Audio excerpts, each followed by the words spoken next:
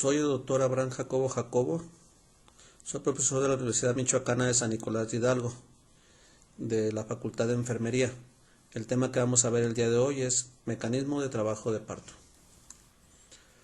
Los objetivos de este tema es comprender en qué consiste el mecanismo de trabajo de parto, analizar los distintos movimientos que realiza el producto en el trabajo de parto y reconocer en qué momento del mecanismo de trabajo de parto se requiere asistencia por el personal de salud.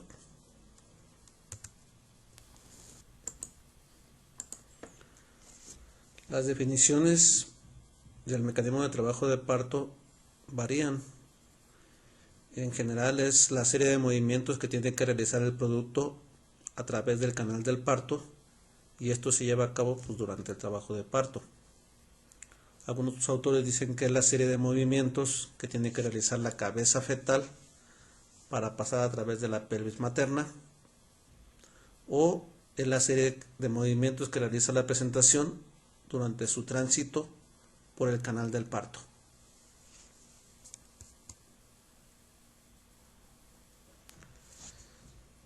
Literalmente en este caso vamos nosotros a hablar del mecanismo de trabajo de parto normal en presentación cefálica, de vértice o de occipucio.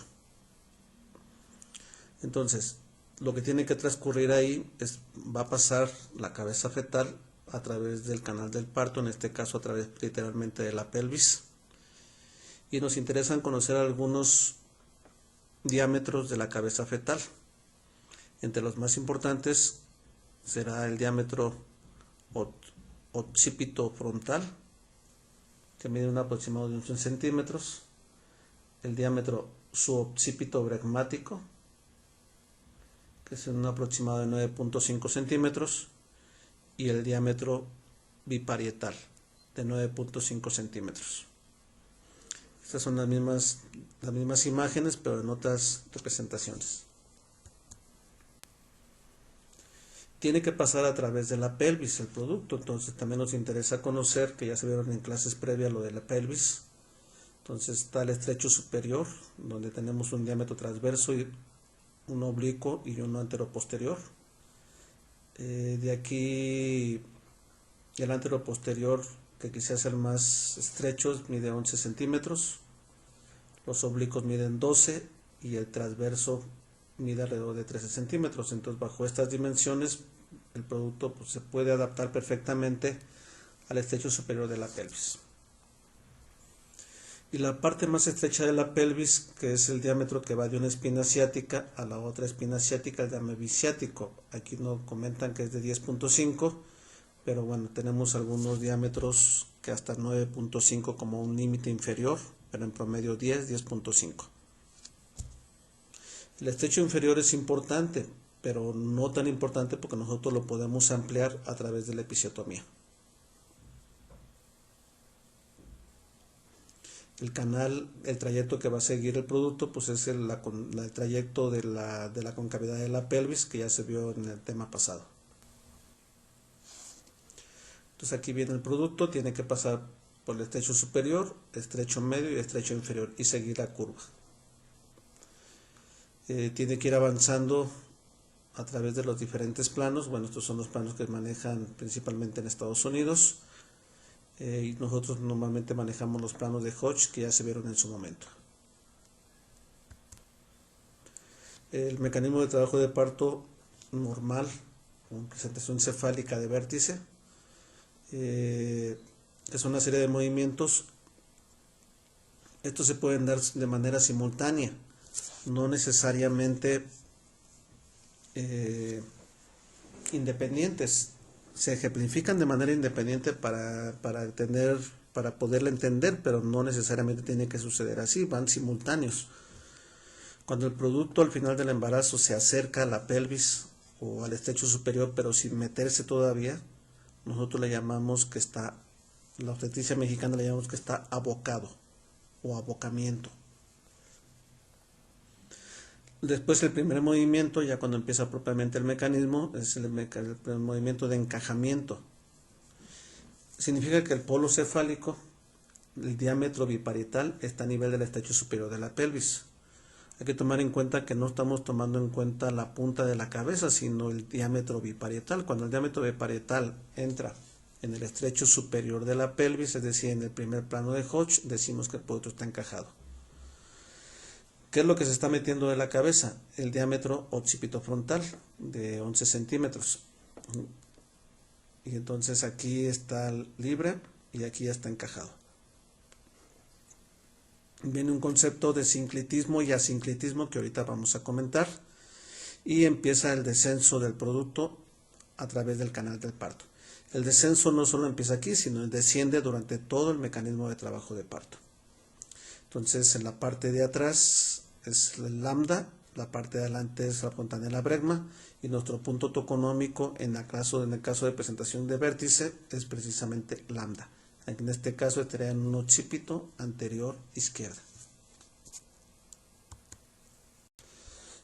El concepto de sinclitismo es cuando la cabeza fetal tiene su sutura interparietal, entonces está equidistante entre lo que es el promontorio y el pubis. Si está mero en medio el diámetro, esta sutura interparietal, nosotros decimos que el producto está sinclítico. Si esta sutura se va hacia la parte del promontorio y lo que tocamos ahora es el parietal anterior, decimos que tiene sinclitismo anterior. Y viceversa, si la sutura se va hacia el pubis y tocamos el parietal posterior, decimos que estamos en asinclitismo posterior. Siguiendo propiamente con el mecanismo, ya vimos que se encajó, empezó a descender y el siguiente movimiento es flexión. Cuando el producto llega a los músculos de la pelvis, al diafragma perineal o periné, pega contra esa estructura y lo que hace el producto es flexionar, flexiona la cabeza. Entonces flexiona el mentón sobre el tórax. Y al hacer ese movimiento ya no está entrando el diámetro occipitofrontal, que era de 11 centímetros. Ahora el diámetro que entra a la pelvis es el diámetro suboccipitobregmático, que es de 9.5 centímetros. Al mismo tiempo, el siguiente movimiento, el producto empieza a rotar, hace una rotación interna, que significa propiamente que hay un movimiento de la cabeza fetal hacia la sínfisis del pubis. Entonces aquí está en occipito anterior izquierda y rota hacia el pubis. Entonces aquí estamos haciendo una rotación. Hay algunos libros que dicen rotación interna parcial o rotación interna total, es cuando ya está en mero en medio, o que decimos que está a nivel de la sínfisis del pubis. Y aquí la rotación sucede precisamente para que ahora la parte del producto que va a pasar es el diámetro biparietal de 9.5 centímetros contra el diámetro biciático que decimos que como habíamos comentado que era un promedio de 10 centímetros.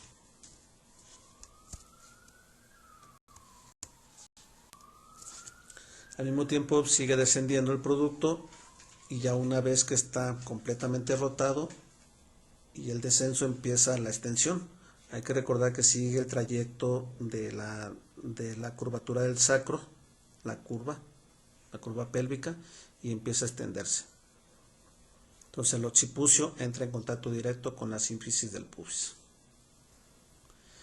Una vez que ya ha salido la cabeza, ya normalmente hay una rotación externa de la cabeza o restitución, que es el retorno de la cabeza fetal hacia su posición original, ya sea derecha o izquierda. En el caso de este ejemplo que pusimos, salió en esta posición y rotó nuevamente hacia el occipito anterior izquierda. Se tiene que hacer la rotación para acomodar los hombros del producto, el diámetro biacromial. Y ese diámetro biacromial va a quedar en relación con el diámetro anteroposterior de la pelvis. Si los productos los sacáramos de frente, en esta posición, se nos iban a atorar los diámetros biacromial, se nos iba a atorar en las espinas ciáticas. Entonces por eso hacemos la rotación, pues para poder sacar los hombros. Y viene propiamente la expulsión del producto. Normalmente sacamos primero el hombro anterior, Hacia abajo hacemos la tracción del producto de la cabeza fetal hacia la parte inferior y luego sacamos la salida del hombro posterior. Y ya una vez con este movimiento extraemos el cuerpo del producto. Normalmente nosotros lo agarramos de la región parieto-malar, de ahí lo tomamos para poder hacer el movimiento. La misma representación, primero está abocado, después se encaja, se flexiona y al mismo tiempo empieza a descender, hace la rotación, ya completó la rotación y empieza la extensión temprana. Algunos libros hablan de extensión temprana, la extensión completa, se hace la rotación externa o restitución, extracción de hombro anterior y hombro posterior.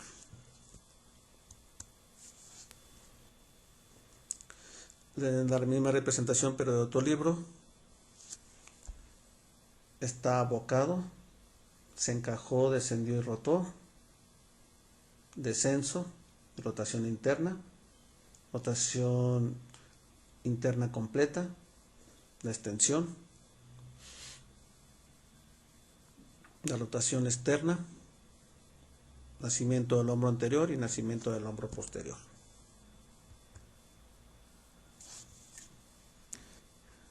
Como nuestras conclusiones, pues bueno, es necesario comprender el mecanismo básico de trabajo de parto para poder detectar distocias maternas o fetales. En cualquiera de los movimientos hay veces que el producto nunca se encaja, ¿sí? Siempre, a pesar del trabajo de parto, nunca entra a la pelvis, nunca se encajó, entonces ya es una distocia. O se encajó pero nunca rotó, nunca hizo rotación interna y no nace el producto, otra distocia. O no pasa a través de las espinas ciáticas, se queda atorado entre primero y segundo plano de Hodge y no logra rebasar las espinas ciáticas, otra distocia. O no se pudo extender, no hace el movimiento de extensión. O en el último de los casos, a veces tenemos distocia de hombros, en donde a pesar de que rotamos los hombros no pueden salir y terminan fracturándose los hombros. Entonces, en cualquier momento del mecanismo de trabajo de parto puede haber distocias fetales o en su defecto maternas. La rotación externa del producto depende de conocer previamente la variedad de posición. Es decir, si yo sé qué variedad de posición tiene previo o durante el trabajo de parto, yo sé para dónde lo voy a rotar al producto. Y la extracción de los hombros pues, requiere normalmente de asistencia de la persona que está teniendo el parto, sobre todo si es un producto macrosómico. Entonces esas son nuestras conclusiones. La bibliografía básica, cualquier libro va a traer el tema, son temas muy clásicos. Cualquier libro de obstetricia les puede servir para dar un repaso. En términos generales es lo mismo, con algunas pequeñas diferencias. Bueno, y con esto terminamos. Cualquier duda o aclaración a mi correo electrónico drjacobo@gmail.com o abraham.jacobo@umich.mx. Gracias y nos vemos en la próxima clase.